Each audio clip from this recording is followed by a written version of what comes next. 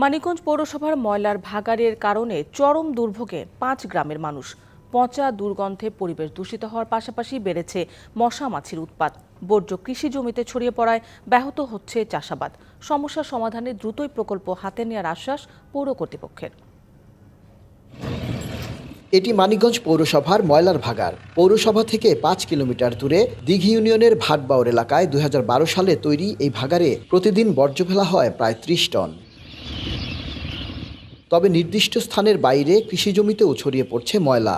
এতে ব্যাহত হচ্ছে আবাদ। এই অলাচিন পলাচিন যত জীবিত সব কিছু পরে সেখানে আমার ফসল হয় না। ময়লা ফালাইয়া খেতে কাজ করা পারি না, হাতে বিন্দে পায়ে বিন্দে সুই টুই যায় আর কাগজ দিয়ে ধানের ক্ষতি হইতেছে। ময়লার দুর্গন্ধে চরম দুর্ভোগে ভাটবাউর মূলজান সহ আশেপাশের 5 গ্রামের মানুষ। আন্দোলন সংগ্রাম করেও সরানো যায়নি ভাগাড়। একনল হ্যান্ড ওয়াশ 100% প্যারাবেন ফ্রি, তাই নিরাপদ হাতের জন্য আস্থা রাখুন একনলে।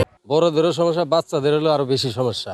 এই বাতাসের দুর্গন্ধে মনে করেন একদম সারা গ্রাম একদম ছড়িয়ে যায় বাতাসে। গন্ধ দুর্গন্ধ মাছি মশাই জ্বালিয়ে বাস করাই যায় না এখানে। গন্ধের কারণে আমাদের অসুবিধা হয়, বাচ্চাদের ক্লাসরুমে থাকা কষ্ট হয়। দিনের বেলা মাছি আসতো, এখন রাতের বেলা অনেক মাছি আসে এবং আমাদের খাবার আমরা যতটাই ঢেকে রাখি কিন্তু এটা ট্যাকেল দেওয়া যাচ্ছে না।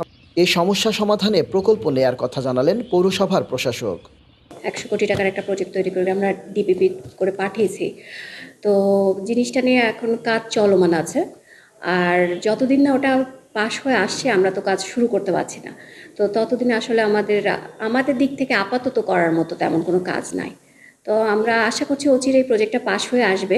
এই ভোগান্তি নিরসনে দ্রুত ব্যবস্থা দেখতে চান এলাকাবাসী। Ashraful Alam Liton, DVC news, Manikganj.